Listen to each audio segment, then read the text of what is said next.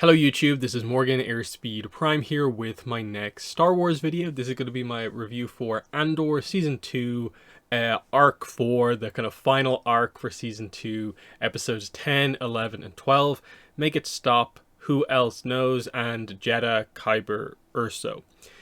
So, Andor has now come to an end.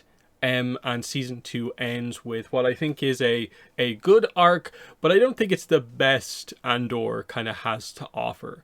I still maintain episode 8 and 9 from the last arc in terms of the Gorman Massacre and Mon Mothma's speech is the best of this show. I do think episode 10 for the most part is very good as well when it comes to, like, obviously the new, most significant new character for Andor, Luthen. This is kind of the episode for him, but also kind of passing the torch on to Clea to kind of jump more into the spotlight than she kind of has been previously. That was really good as well. I think for me with this arc, it was sort of as we transitioned into kind of realizing that, like, oh yeah, this show is super directly leading into Rogue One. You realize that, okay, they have to lean the show more away from Andor as a series into it's a setup kind of thing ahead of the movie. And you kind of realize, okay, that's what we're doing. And of course, some of the characters in this show are not really part of Rogue One. So you can see the cast has to sort of slightly change itself as we kind of move into the kind of ending kind of part. I maintain the show being called Andor, I think, makes sense ultimately, but I don't think he is like this kind of best in class kind of main character. I do ultimately think, like, this probably is the show that probably maybe should have been more called Star Wars Rebels, and actual Rebels should have been the Ghost Crew show or something like that. Andor is like just about the main character here, but it's kind of an ensemble show, and they just about do enough to make him the kind of standout here. But it does mean that, like, his arc is a bit kind of up and down in terms of what we do and how we go through all this stuff. And I think as the show comes to an end, you can kind of see that, yeah, certain characters got maybe a little bit of an abrupt kind of ending. Did we go into them as much as possible? Is that a satisfying ending for this character we were with for all these arcs, all these episodes, 2 full seasons? And we're just fine with that. The show was really, really good and definitely shows Star Wars, you know, kind of what it can be when you really emphasize quality as a major point for what the show is trying to do. I still would say the takeaway from this shouldn't be that, like, every single Star Wars project should now morph to try and be like Andor in every way possible. But just that, yeah, there probably should be a takeaway of quality should be something we emphasize a little bit more. That there's something about Andor that people really latch onto that should be present a bit more in other projects. But that, you know, the takeaway from Andor and why it's a success, I don't think should be that, see, Star Wars is better when we remove all the Force and Jedi and stuff like that. Because I'm kind of like, no, because I think a really, really well written quality show that includes kind of characters, you know, Sith, Jedi, could be absolutely incredible. And it should be more just that production quality that this show kind of stands out for should be present in the other ones. But also, I would say that, you know, to improve upon this, it's just that, like, imagine Andor, maybe broadly speaking across its entire run, was maybe just a bit more of a overall emphasizing the best of Star Wars type show. In that, you know, this is a very specific show with a specific tone that at times could have used being a little bit more Star Warsy. And I think there's just that kind of balance that we have to achieve, because I think some people have maybe gone a tad overboard with the heavy praise for this show to the point where they're almost like backtracking their fandom on previous Star Wars stuff of just like, oh, I was an idiot to like previous Star Wars when this is here. And that's not really, I think, the point necessarily here. That's why it's, I think, a little bit odd to me to see some of that really, really crazy kind of positive criticism. Positive kind of statements where there is criticism almost about some of the other stuff that you liked in Star Wars previously. And I don't think that's really meant to be the takeaway kind of overall. But let's get into this. Episode 10. Once again, we do the thing here where each arc skips ahead by a year. I would say that perhaps this is an aspect as well with season 2 that maybe hasn't worked as well. Because they clearly came up with this idea, this almost like gimmick for the season of like, we'll move ahead, and eventually get to right where Rogue One is about to happen.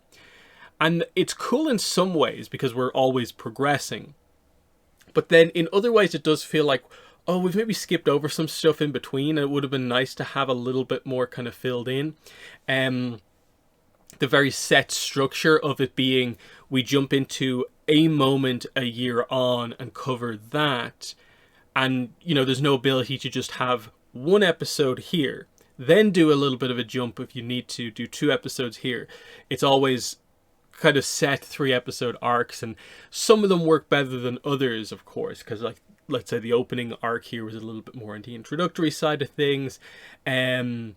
You had the kind of setup Gorman arc ahead of the kind of big things happening in the 3rd arc, of course, this season.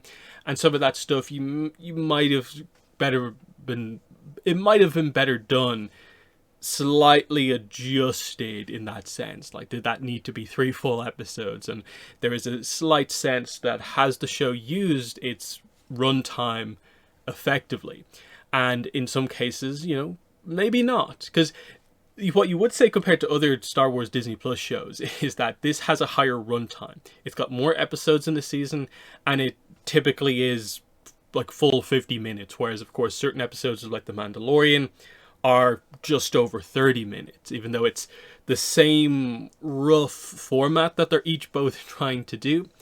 And you notice that difference quite heavily. But then you notice also with Andor sometimes that it's using that full run where 3 episodes is nearly 3 full hours, but like certain scenes maybe last longer than they need to, and then when there is stuff that isn't maybe covered in the detail you wanted, it kind of stands out more in this show because you kind of had all the time in the world to do it and you kind of didn't.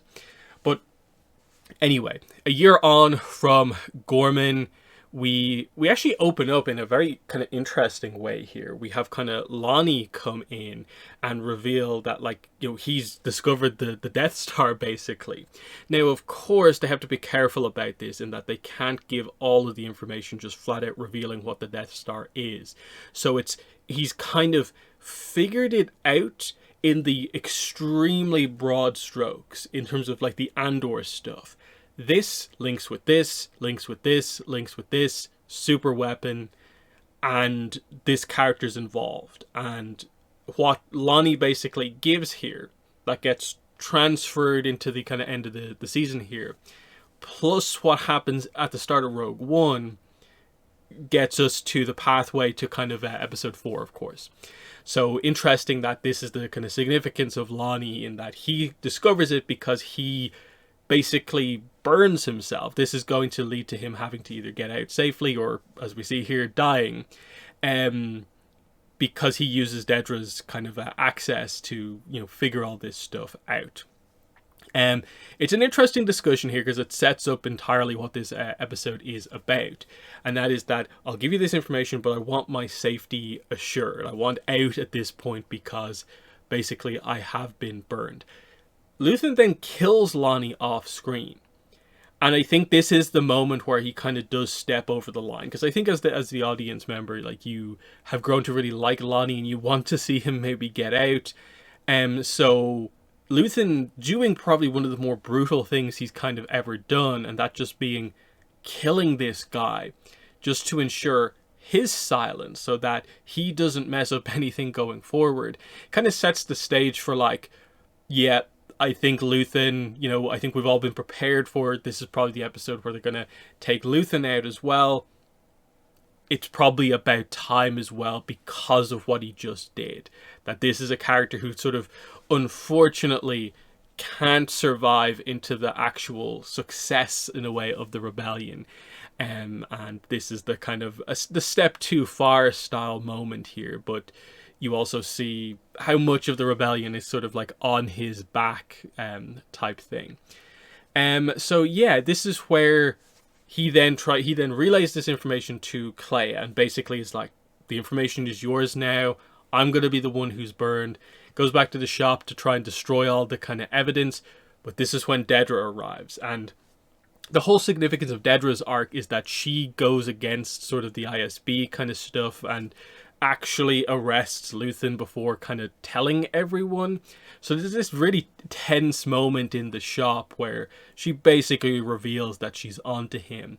He's actually quite clever here in terms of keeping up the act, showing her artifacts, and especially second time through, and you realize that, oh yeah, it's so purposeful when the artifact he shows her is the knife, because she's going to hand it back to him. He can then use that to, take himself out. So he's out of the equation, and his silence is also assured basically by his own hand. That sort of thing. And yeah, the fact that she doesn't see the idea that he's going to stab himself and take himself out of the equation coming, and how desperate she is, but also how clueless in a way she was about this whole thing.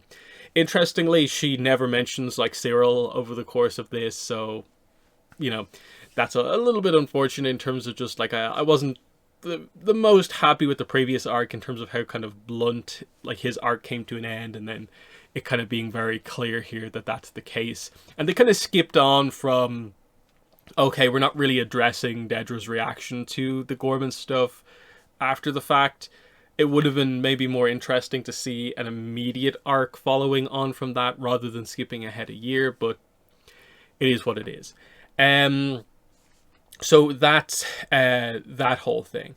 So the whole setup for the second half of this arc, where kind of Kleya comes into play, is that Luthen is not dead yet because the Empire has him and they're just about keeping him alive, and there's a chance he could be interrogated. So what Kleya has to do is basically infiltrate the hospital and kind of finish the job. She has the unfortunate task of having to kind of take out Luthen so that he potentially doesn't get tortured and spills the beans. And you see how incredible of a agent she is, finally being kind of thrust into the spotlight here. But we also go into the backstory for the first time properly with Luthen, explaining where he kind of came from, effectively. Now, what I will say about this is that this is mostly the Kleya part of the Luthen backstory.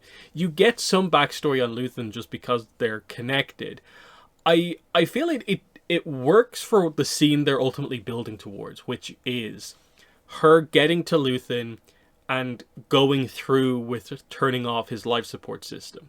That she is doing this for the rebellion because basically this is what Luthen would do, including dying for it himself. She has the information, she will continue it on.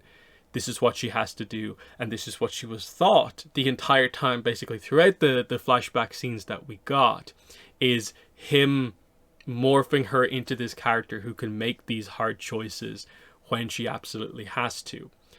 I think what I was missing from the backstory was, I suppose we have to go through the details a little bit here. So we get Luthen, who is an Imperial officer, and they are massacring basically the place where Kleya is from. He's kind of hiding out in the ship, where we also see that she is kind of actually properly a stowaway on the ship, so she doesn't get killed. But he has had this kind of breakdown, effectively, where he can't accept that they are effectively massacring the people on this planet. So he's on the verge of basically defecting when he finds her there.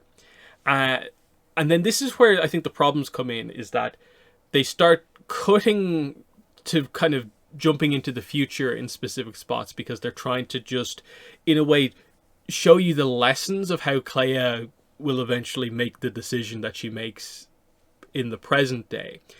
I think what's missing here is on the Luthen side of things, how it goes from basically him effectively, I suppose, deserting the Empire to, okay, he's now not part of the Empire, to now he's a rebel working against them, to this is actually organized and he has a plan and is trying to do this.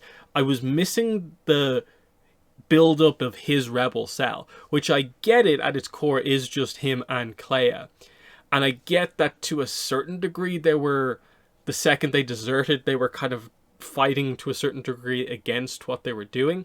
But I think I just missed like the point where it was like, I wanted in the backstory to see the moment where he kind of reveals to her that he wants to be a rebel.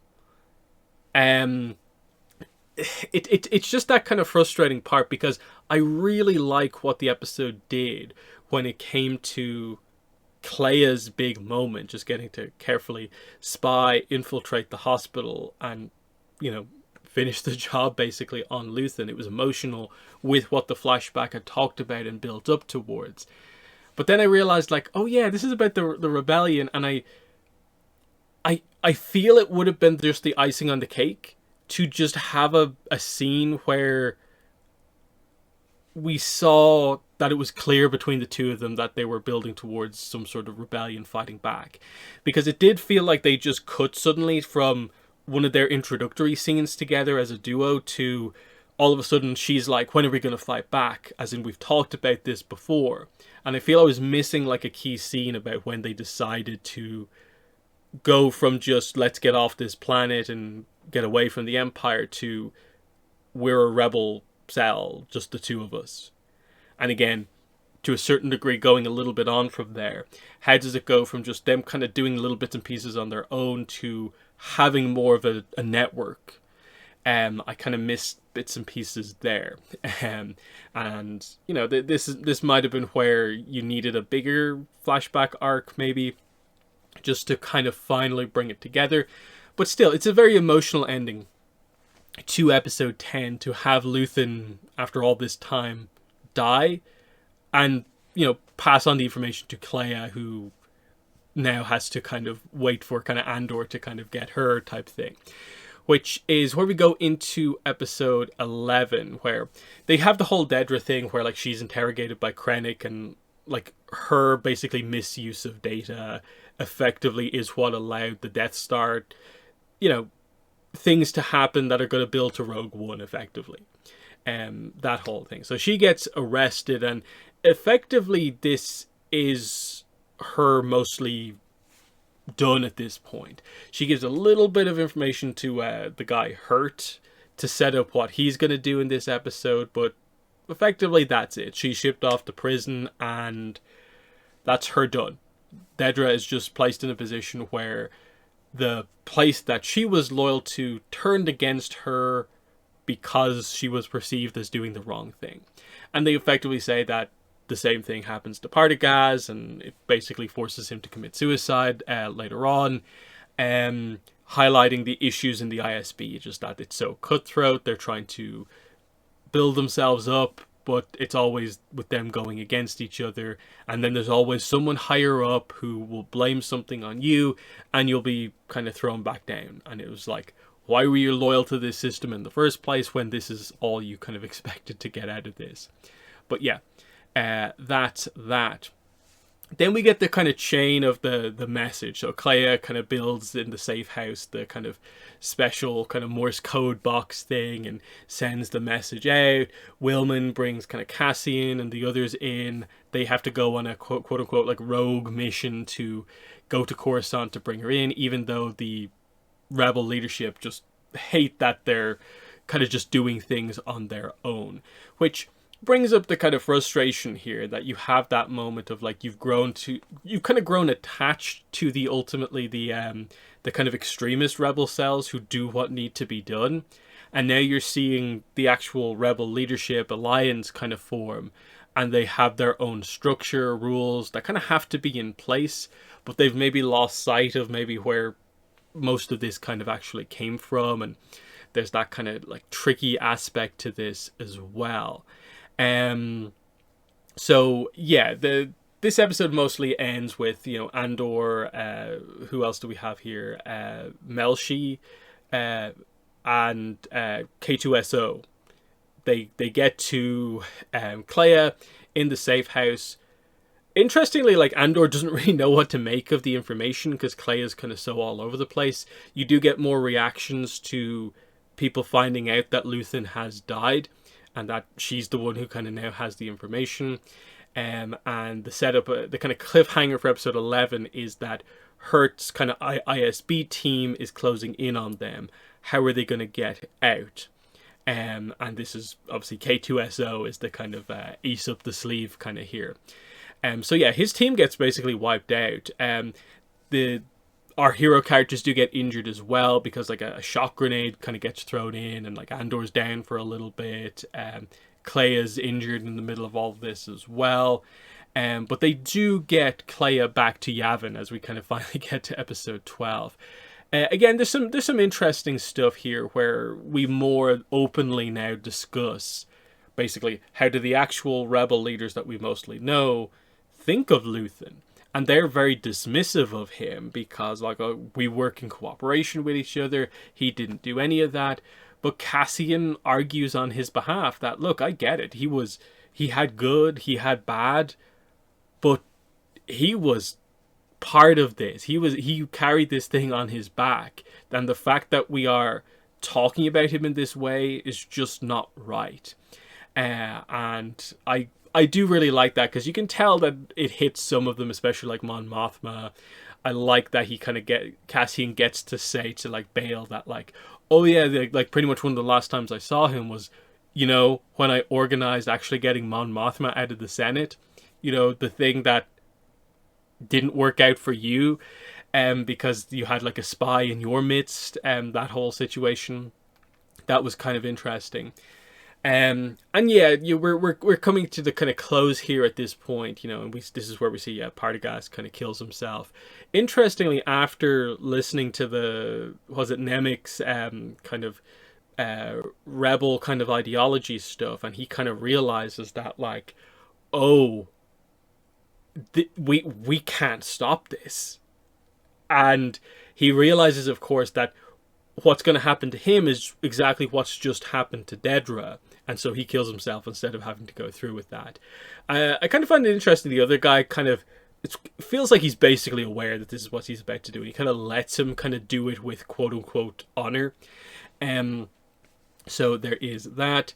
The scene with Saw, I thought was very funny because, yeah, he's absolutely crazy. Just like that, the way he was talking to Mon Mothma just felt like, yeah, anyone would struggle to deal with Saw in that situation because he's trying to create this like weird like gotcha moment, but then you counter it and he's like, why should I trust you? You don't know where I am. And they're like, you're on Jedha. We know you're on Jedha. Your information is wrong. And it's just like, yeah, this is a crazy person in a different way than, you know, a different version of extreme than kind of the Luthen one, where he's just kind of ruthless, whereas Saw is outright like, this could really backfire on the rebellion. They're going to get themselves in trouble here over a lot of this stuff. But the significance of the Saw stuff at this point is, of course, that this is more the direct setup going into Rogue One, is that this is the we'll give information to Andor to go to Kafrene to meet the informant, who will more bring the Galen Erso kind of plot point into play. They already have a little bit on that, but this will properly bring it into play. There is the whole kind of who can we trust kind of plot that goes on here, where, you know, Clea comes back. They're kind of weird about this because they don't trust Luthen and the people involved there. They do, you know, give her first aid, of course, but, you know, Mon Mothma, you know, you have Vel talking to Cassian. She tries to get like, hey, is this true? She then talks to kind of Clea as well about things. And eventually it feels like the rebels come around, where it's that information combined with the fact that Saw seems to have something that kind of connects the dots a little bit, and it's like it's probably a trap, but the fact that there is a trap highlights that there is something going on here. So yeah, go do this, get the information that you need, and that's kind of the situation that we kind of have here, where it seems like, Clea ultimately is going to be incorporated into the base on Yavin with the kind of others who are going to kind of survive.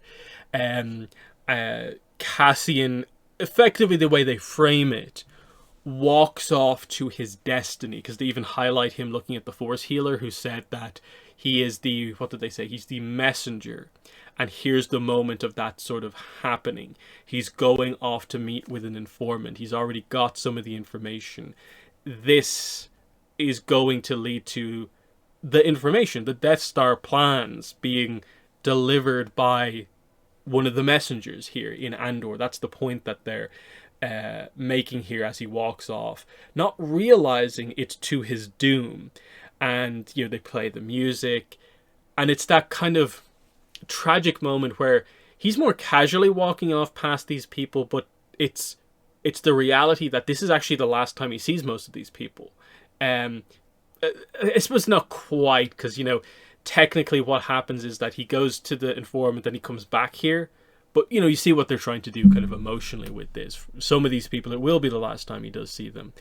And then the moment we end on is revealing that Bix has basically given birth to a child. It's Cassian's. I think it's confirmed somewhere that it is a boy. And there's a little bit of a kind of New Hope style thing, looking off into the sunset here. That whole idea. Interesting one there, that reveal, in that I don't think that was like something you absolutely like had to do, because it's a weird one in that it's kind of hopeful for the future that like Andor had this child, but it's a child he'll never get to meet. It adds on to the idea that I guess Bix didn't say anything about this, of course, in her message to leave, because of course already on top of the relationship maybe keeping him away from being fully invested in the rebellion, the reveal of their child would have really doubled down on that. And it's a complicated situation, and again they're playing on that whole he was destined to play this role within things and she couldn't be the reason that didn't happen. That's kind of what they're trying to get across here, because ultimately, yeah, the Death Star plans getting out is this crazy sequence of events that we've seen the start of here, even going into like the ISB, where the information starts out, where it gets to as it goes through Rogue One and into Episode 4. Because again, even in Episode 4, the Death Star plans still have a bit of a journey to get through before they finally have them there and are analyzing them ahead of like the trench run kind of sequence. So it's all kind of connected together at this point. So, broadly speaking, like really solid kind of ending to things, given that like I think it was always going to be a slightly complicated situation here, having your 2-season show very directly transition into a movie that you wrote maybe without any sense of like, are we ever going to do prequel material for this, like ahead of this. That's obviously a bit of a challenging situation there, but I think the main takeaway for me with Andor overall is that it did something big for Star Wars, and that was it made me care so much more about the rebellion, the Rebel Alliance. This, plus some of the stuff they did in Star Wars Rebels and a bunch of the other novels, have done a really good job at kind of just explaining away an organization that in some of those early movies you're like, you get the idea of it, but you're also not quite sure how it all kind of came together. And now, through all of these different projects, including Andor, you do understand what the rebellion is. And because this one was a little bit more of a gritty kind of show, it got kind of more into the weeds on that. By very importantly, I think, this is why I think episode 8 and 9 remain, I think, the best episodes of Andor, because they're the most kind of important episodes of Andor. Having Andor kind of be there and us seeing one of the Empire's kind of massacres against a group of people just because they need a specific resource. This is what they did. This is how they went about it, manipulating people, and they didn't care. And people barely got out of that thing. And then Mon Mothma's speech, and especially if you add in the Rebels episode that kind of happens immediately following that, you know, the extra speech that she gives to the rebellion, that's super strong. Because those get across the core ideas of like someone stepping up to lead the Rebel Alliance, publicly kind of outing kind of Palpatine as kind of being behind some of this stuff, that the Rebel Alliance now has a leadership, and that what happened to Gorman is blamed on the Empire. And that's important as just one of a bunch of other events, because every Rebel cell has their own kind of little origin story, kind of like that. But the Gorman thing was sort of the thing that brought everything together, and I think that's really well done. And that's definitely a massive takeaway. And because I think that's the thing when Andor started, was like I think a lot of people had the thing of like, do we really need multiple seasons about this character? Like, he was cool and all in Rogue One, but what are we doing here? And this is where, again, I kind of echo the point of like, yeah, like this is more of like kind of grittier Star Wars Rebels, basically. That's more of the titling that we kind of should kind of have here, Rebel Cells type thing, because of like the Luthen stuff especially, and everything that they actually did. The show wasn't perfect, I don't think. Just because like little bits and pieces, like I talked about, like the Luthen, you know, I think I wanted a bit more out of the origins of kind of Luthen the Rebel. Not just like, okay, this is why he left the Imperials in the situation that he was in, make it stop. But why he went from here all the way over here. I'm not sure that the flashback quite got that all across. Maybe I need to go back to season 1 and watch especially like Luthen's speech, where I think he talks a little bit about some of his history. The whole, you know what he talks about in that speech of like, you know, the idea that there's like a sunrise he'll never see, which is effectively kind of what happens here. The sunrise that I suppose Bix sees is the one he doesn't get to see. That whole idea. There's that. I would say Mon Mothma and her family, they focused on it so much in like the first season, in like the first arc of this season, and like her husband was even in like episodes after that, but they, as they got into the build up to her speech, they kind of just dropped the whole family thing and didn't really address it. Like, it wasn't ever really brought up, the idea of, is your family going to be in trouble coming out of this? Like, is your daughter protected by the fact that she's in this other family now because of her marriage? Where does this leave Perrin? They did show a quick scene highlighting that it was, what, Perrin is now in a relationship with Skulden's wife or something like that. And it was like, I sort of get what they're doing there, but at the same time, like, what are you saying with that scene? There's a little bit of that. I think that was kind of the point in all of this. It's just kind of maybe some stuff off screen kind of happened where, like, yeah, the idea was that she kind of had pushed away a lot of her other family thing ahead of making this decision, so that this decision wouldn't immediately result in her family being taken out and stuff like that. But it also does feel like there was maybe a little bit on the cutting room floor there that just was some connective tissue that could have been more nicely done. I would say stuff like, say, like Vel very much felt like she kind of came in and out of the show. She had some key scenes, but then she wouldn't be around for quite a while, but then she'd come back in, and just felt like, you know, that line between main and kind of recurring character, and it was a bit like odd. But that's fine, because no show's perfect, and even this show has its issues, as kind of maybe slight as they are. But that's I think most of kind of what I want to talk about here. It'll be interesting to see if they have anything else to do here, in the sense that, you know, I would I would maybe like to see what like Clea as a leader within the Rebel Alliance, now that it is actually an alliance. I'd like to see something happen with that, because I just would like to know that there's a kind of a sense for something going forward. Say like Andor's child here with Bix, is the is it just that the rebellion is going to create like a freedom in the future for this child to grow up in, or is there actually maybe a plan to do something with the child of Cassian Andor into the future?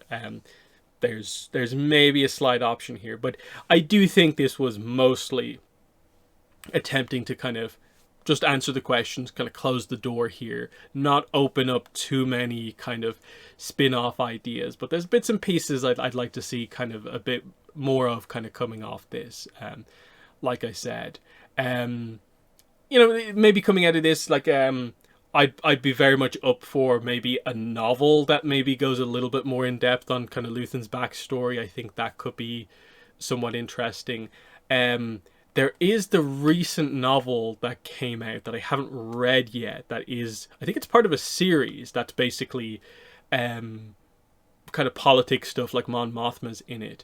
I think it's much earlier though in the timeline, at least the first book. So there's that, but we'll see if there's maybe anything more to come out of this. But yeah, gonna wrap it up there. But just in the comments, let me know what were your thoughts on the final 3 episodes of Andor Season 2?